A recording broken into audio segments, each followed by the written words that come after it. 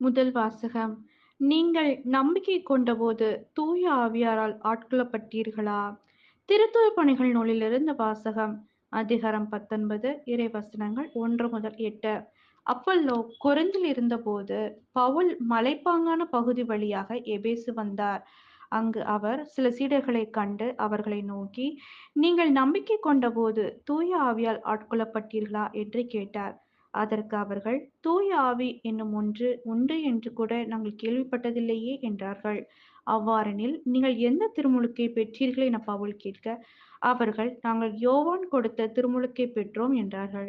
அப்பொழுது பவுல், யோவான் மனம் மாறிய மக்களுக்கு திருமுழுக்கு கொடுத்து தமக்கு பின் வரும் இயேசுவிடம் நம்பிக்கை கொள்ளுமாறு கூறினார் என்றார். இதைக் கேட்ட மக்கள் ஆண்டவராகிய இயேசுவின் பெயரில் திருமுழுக்கு பெற்றனர். பவுல் அவர்கள் மீது கைகளை வைத்ததும் தூய ஆவி அவர்கள் மேல் இறங்கியது. அப்பொழுது அவர்கள் பரவச பேச்சு பேசினர், இறைவாக்கும் உரைத்தனர். அங்கு ஏறக்குறைய 12 பேர் இருந்தனர். பின்பு பவுல் தொழுகைக் கூடம் சென்றார்.